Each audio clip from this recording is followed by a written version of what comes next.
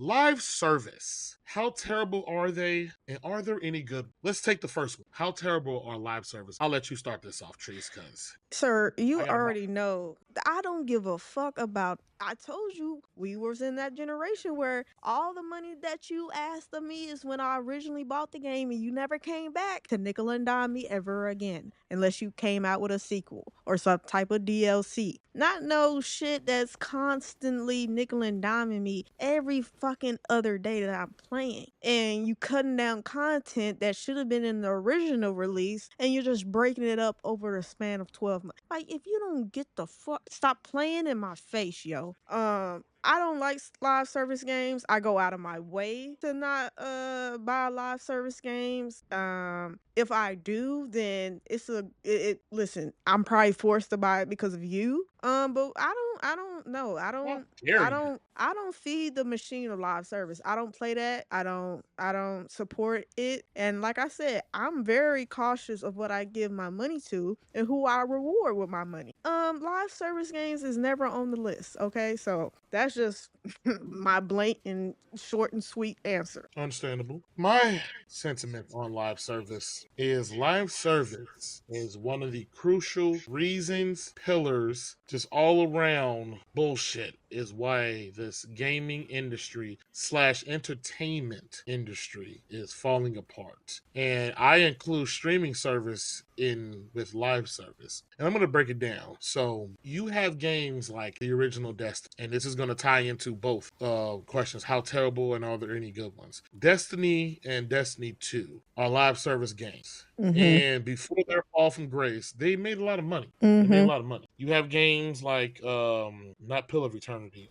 Path of Exile, Warframe. You have Mhm. games that do the online, the live service thing, and you have some who are humble, who are players first, and truly just trying to make something, and to the best of their ability, it has to be an online ongoing thing. And then you have developers who are like, hey, we can take something great and we can just drip feed, sprinkle content bit by bit to make sure they don't leave, to keep them coming, and we can nickel and dime them along the way. Why give them a whole game when we can give them half of it and have them pay for the rest of it? And then Mhm. we can add in a microtransaction here, a season pass here, a battle pass there. And I'm gonna say what the real culprit is. The real culprit is Destiny and Fortnite. The Oh amount yeah. of money, the amount of money that those games have achieved and brought in, it made everyone look at gaming not as an artistic thing to express yourself, but an industry in which there is so much money to be made and consumers to be duped. And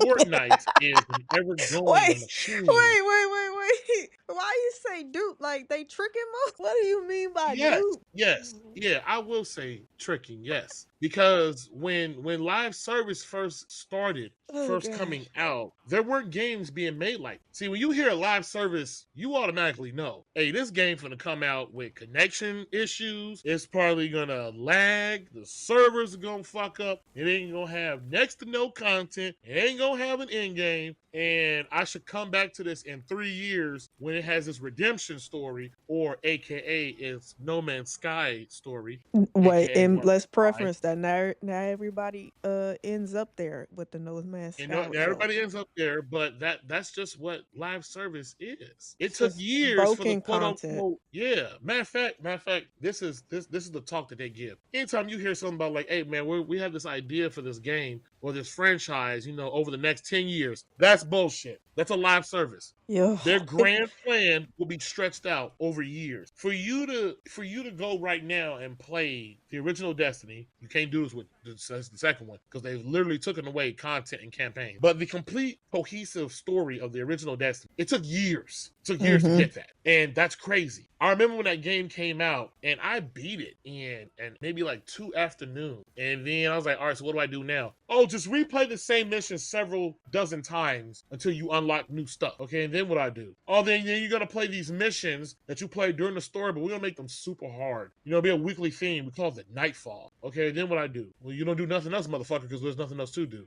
until we give you something good. And it's just like, what? And for whatever reason, gamers let this shit ride to where they made a new fucking game, Destiny 2, to not only do it again, but they did it worse. They did it Mm-hmm. motherfucking worse. Now I will admit, there are some live service games that do it right, but they don't call themselves live service. And I'm gonna give a few good examples, and I'll give why. You have Borderlands. I'm gonna say Borderlands 2, but we can go with Borderlands the series 1, 2, 3, pre-sequel, whatnot. They are fully complete games. Let's stay with Borderlands 2 for my prime example. Everyone knows and loves Borderlands 2. Borderlands 2 is a feature complete game, a beginning, middle, end story, side content, in game. And not only did they add expansions to it, of course they charged you for it because this was premium content, bullshit that they give away for free. But then they also added seasonal and side content. You had the 4 expansions, and then they had the Headhunter DLCs, and then they had skin packs. And they're like, hey, we're gonna hit all bases, and they were consistent with it. To me, that is a good live service game. They kept that game going for years, and people kept coming back and playing that game for years, trying different builds, grinding bosses. That is a good live service game. Space Marine 2. That is a good live service game. That is Oh a yeah, yeah, game yeah, yeah. at the beginning, middle, and end, and like, hey, we have this.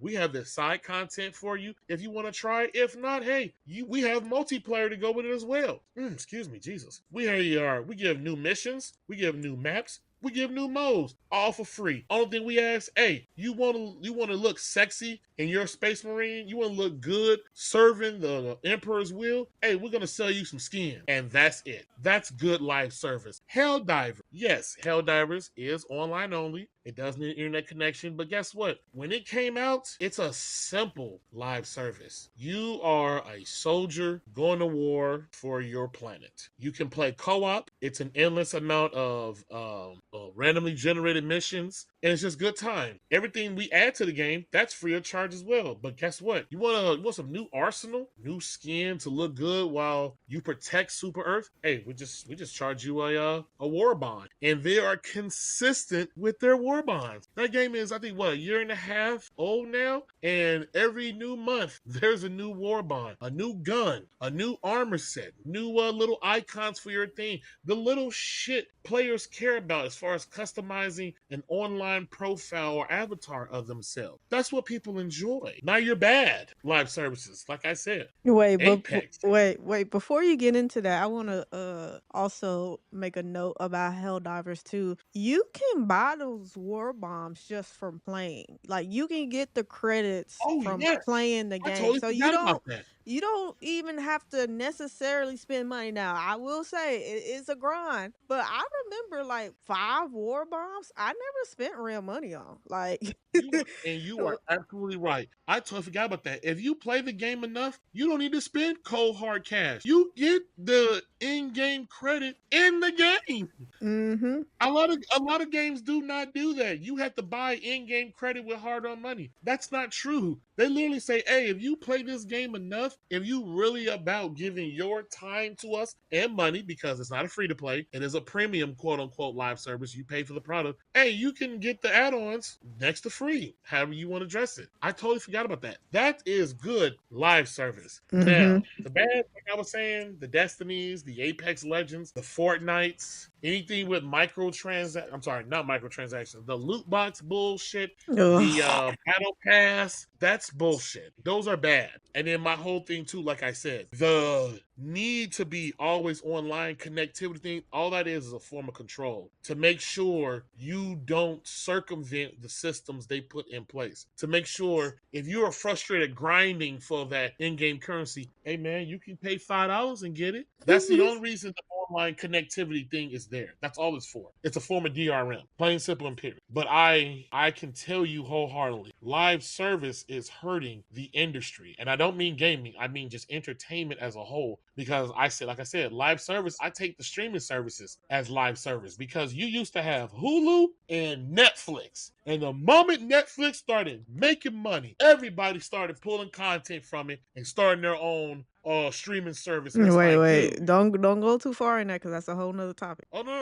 I got you, I got you. But I'm just saying, this live service shit, it's hurting everyone because now everyone wants to chase the dream of, well, if we just make a good enough live service, we'll make money. Yeah, It's for too late. 10 years. It's too late. The live service games that are king now, they will stay because if you just started working on a live service game and it's going to come out in, let's just say 5 years from now, there's no incentive for anyone to leave the live service game that they've devoted 3,000 hours into and to play your new one and have nothing to show for it, no new toys or nothing, and have to start all over. That ain't how that work, baby. There's a Yeah, reason why Fortnite is still the king. People pay hard-earned money for them skins. They not finna go to no new game and start over, and especially for something untested, they're not doing that. They're gonna sit their candy ass there and enjoy their skins, their Futuramas, their Gokus. Jesus Christ, they have so many skin yeah, crossovers. yeah. It's just too I many can to I can list. say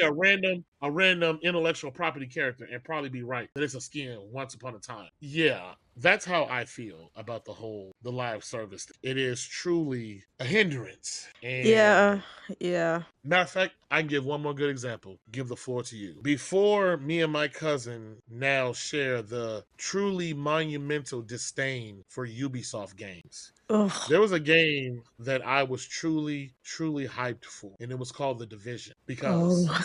I don't know, I don't know if you all know this, but I love third person shooters. That's my Yeah. bread and butter, baby. I'm not a fan of first person shooters like that, but we'll get into that for top of the other day because I can rant for that on a while. When they were showing it off, I don't think it was till like the last few times they showed it off that they disclosed, shown, or told whatever what the game truly was. That it was an online always type of thing. And I was like, but when you play that game, and a good chunk of it I played by myself. I used to run daily missions alone and whatnot. People didn't really start getting into it hardcore like that until they started doing. Majority of that game I played myself. And when you play it, you can just see this did not need to be an online only game. This could have easily been a Borderlands-esque type of game that could be played online or off, solo or co-op. And playing a co-op, you know, the game acts this way. And when you play solo, the game reacts this way. I plotted the first division. The second one came, they doubled down more on the live service shit. They doubled down on, you know, hey, we need you to buy the skins, the outfits, you know, and all this type of stuff, and then that hinders the game. Now, yes, people still do play Borderlands. I'm sorry, not Borderlands. The Division 2 to this day that they made a second expansion to it. I think it's Return to Brooklyn or something. But the player base is nowhere near what it used to be or as big as. People are getting tired of the nickel and diamond. If I give you $70 or $80 for a fucking video game, you need to spend any more money. Let me play the game and move on. That is why I don't understand why they keep saying, "Oh, gaming is so expensive to make, and we gotta earn so much money back." But you charge for the game, then you charge for a season pass, you charge for a battle pass, and then you have the microtransaction store, and then you do collaboration and skins. You are making hand over fist multiple times. Why do you need to increase the price of the game by $10? It's just nothing but greed, and that's all live service is. It's just the industry finding a new form of greed. Yeah, just going back from the last episode when I put up EA's live services, like that's more than 70% of their income for the year. Like so that's just I don't listen. Yeah, I don't I am a firm believer. I say I give the finger to all live service games. I think I had looked up cuz I was just generally trying to get a feel of what live service games are on the market, and out of the list of there was Fortnite, Destiny 2, Final Fantasy, Warframe, Apex Legends, Call of Duty Warzone, and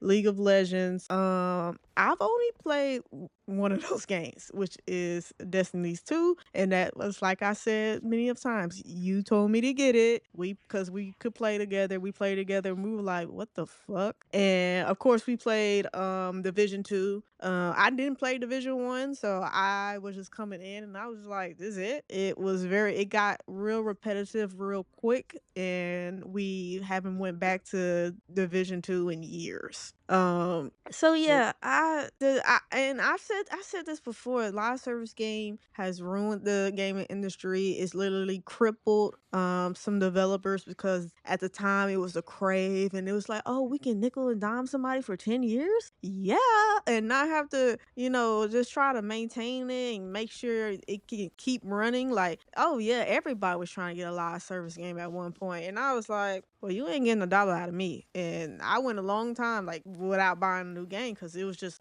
live service game after live service game after. And I'm just like, no. Fuck live service games. Fuck everybody that is trying to go out their way. And I think if you're a developer trying to make a live service game in 2025, you have an uphill battle, baby. Because Fortnite has they Absolutely. Listen, you have an uphill battle. I don't even know if you could like even take any shares away from Fortnite, Destiny. Cause like you said, some of these people has been playing Fortnite for years and Destiny 2 for years. Like, why would they buy your IP and start from nothing? And then still gotta Yep. be drip fed for 5 years? Yep. Nah. And I think I the want to. landscape is shifting too from live service games. Like people like us are very adamant, like people like me, like I'm not buying a live service game. Absolutely not. Unless it's something like Space Marines 2 or Helldivers 2, like where you could work around or you get it for free and you only buy literally cosmetics and to look pretty. I think the environment is very much in line with what I feel and how I feel. Now developers are trying to shift quickly and like I said, they're trying to redirect and correct course. So live service games I think are a dying breed. And if you're not already in the game, I don't think you can come in and get and I'm not saying like it's impossible. I just think it's a very uphill battle for you. Absolutely. I want to piggyback off what you said because that is true. You are too late. You're too late to it. There are the current live service games that are going around. That is it. And you're trying to come in and we can get a slice of this pie. You're not even gonna get a piece of the crust. It's not happening. Yeah, Because like no. I said, no one's leaving Fortnite and all their skins and their little group, their buddies and whatnot. We're not leaving Fortnite to go to your game that's untested, unproven, brand new, has no player base, and then not to mention, you need to earn the money in order to what it's at. Fortnite got lucky because they were owned by Epic. Epic had money and has money to pay for those licenses that they use for the skins. And then Mhm. they're slick with the skins. When a new skin comes out, and I only learned this from my child, you have a limited time to buy that skin. And once it's gone, it's gone. So if you start playing Fortnite today and you meet a group of dudes, and one dude is Goku, another one is Darth Vader, and another one is Naruto, and another one is whoever the hell from some IP, and you like, damn, man, those look cool. I want them. Oh man, I bought this shit 4 years ago. This ain't around no more. And you just like, oh, everyone is gonna rag on you. Everyone's gonna make fun of you. Like, oh man, he got the default skin. He broke. Or he knew. Not That the ain't gonna happen. brokey. But not just that. You made me remember a point we were talking about with not to linger too much in the past, but the state of ninth gen gaming. Sony has learned the hard way, I believe, the cost it will take to not only make a live service but to sustain it. The only thing Epic does is Fortnite. The only thing Bungie did before being purchased by PlayStation was Destiny. There were talks that the reason Naughty Dog canceled The Last of Us Online was everyone was saying that Bungie came in and was like, oh, this is bad, no, this ain't good, no, this ain't good enough. But then there were other articles and interviews that came and said that's not true, that Bungie gave Naughty Dog a dose of reality and told them, okay, you make this live service game and etc. All right, that's cool and fine and dandy. How will you support it? To support a live service game, it is a all hands on deck type of thing. You're not putting that out and then just walking away and going to go keep making the next game you're going to do, etc. No, you need to keep feeding this. You need to Mhm. keep putting It's an energy, endless beast. time, and money. Yeah, it's an endless thing. And Naughty Dog said, hey, once we realized that, which I don't know how the fuck you didn't realize that when you started making the game and when you were making the game, how no one came about and was like, hey man, you have to keep supporting this, right? That's when they backed out. And then I don't know if you know this. I think it was a year or so ago. There's reports that like out of the 12 live service games Sony was working on, they just canceled a slew of them, like just outright, like 6 of them automatically off the back that had never seen the light of day or anything. And one of them was a Spider-Man live action game. Oh Like it would be like god. four or five Spider-Man-esque people web slinging throughout New York, and you can fight bosses and etc. A trailer or a leaked version footage of it came out, and I ain't gonna lie, it looked good. It looked good. But then when the argument came out on how you had to sustain that, I was like, Sony first party studios can't do that. You can't work on the single player games that they make and give it the attention it deserve and then still split your talent base to support games like that. Now the Spider-Man one, I thought in my head, well, I'll assume why they canceled that or left that alone was because to support that, at least in any way, shape, and form, cosmetic wise, okay, there's tons of Spider-Mans, different costumes from different universes, from different comic book stories and etc. that you could sell as microtransactions, $1 here, $5, whatever, whatnot. But then there's the go back to on the license issue. You gotta talk to Marvel about that. You gotta talk to probably the artist who probably originally inked or penned that thing. Uh, How many palms are getting greased for this? How long is that suit up for sale and this and that? And these are the issues you have to deal with. And they're probably like, hey, you know what? Fuck this. And now, like you said, they are trying to and correct course, and now half the generation has been blown. Because me personally, it shouldn't be no new PlayStation. Matter of fact, let me correct myself. It shouldn't be no new console that hit the market until 2030 at least. I have no problem with a generation lasting 10 years because, quite frankly, when I look at my games on PS4, I look at my games on PS3, and then I look at my games on PS5, and I'm like, yo, I don't hear a lot of just straight PS5. A lot of them are 4 and 5. That's the toll the industry is going. I got nothing else on this. Yeah, like I said, I feel like live service games are definitely a dying concept. And I would just say this just to end it off. I feel like at the time it was a craze because certain developers just saw, oh, the possibility of all this money for limited least amount of work for maximum money output. And so they was trying to quickly get into it, try to gain a footing, plant their flag, sort of say. And they really didn't understand the cost until it was too late when they were already developing. And then once other people numbers came out of the actual cost, then they were like, hold on now, we no, we're not dedicating that now. We thought this was, listen, we was signed up for something a little different. Like we was trying to do the least amount of work for the most amount of money. Like that, this shit is requiring this amount of money to maintain. Oh, no. Then we gotta keep the development team the entire time. No. Then we gotta make Yeah, up new concepts yeah, and constantly feed the machine every month. No. Then yes. that's when they started backpedaling. So, like I said, it's a dying concept, rightfully so. I'm ready for the gaming industry to kind of reset. You know, kind of how like the stock market does with companies. You know, it has a reset period a lot of the time. So this is a very much of a concept that I hope will end and never come back. You know, and I wish all the best for Fortnite. And if it holds on for 20 plus years, then good for them. But I have not spent $1 on Fortnite. I don't ever plan to spend $1 on Fortnite, and I don't plan to play Fortnite because I am a firm believer, baby. I'm not. No, you're not nickel and diming me. Not when games is $89.99 nowadays. Like you get the fuck out my. Stop playing in my face, and that's what I feel like live service games did for a long time, and still do to a certain degree. They play in people's face. And that's it. That's all I gotta say about that shitty ass concept. But yeah, out of that whole list, like I said, I only played Destiny 2, and it was funny because when I did look up live service games, Google said the worst live service games ever to hit the market was Anthem, which we've talked about, Avengers, and Battlefield 2042. Oh man, I That forgot about Battlefield 2042. Yeah, that was those bad. though, and that is from Supposedly, Google. supposedly it launched and it didn't have a scoreboard. Yes, it does reference that it launched in a rough and unstable state.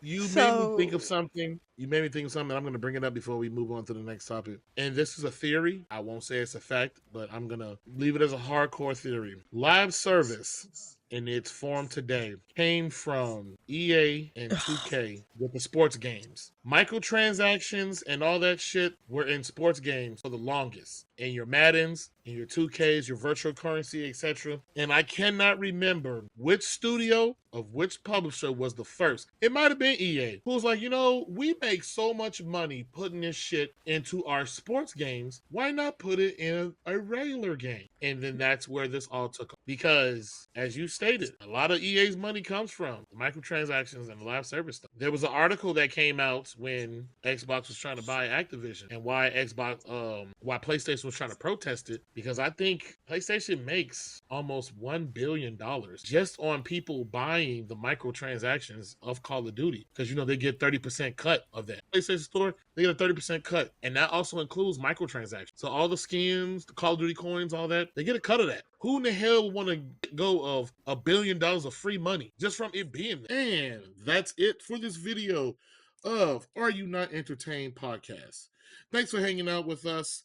Don't forget to like, comment, subscribe, and hit that bell so you'll never miss our next hot take. Until next time, are you not entertained?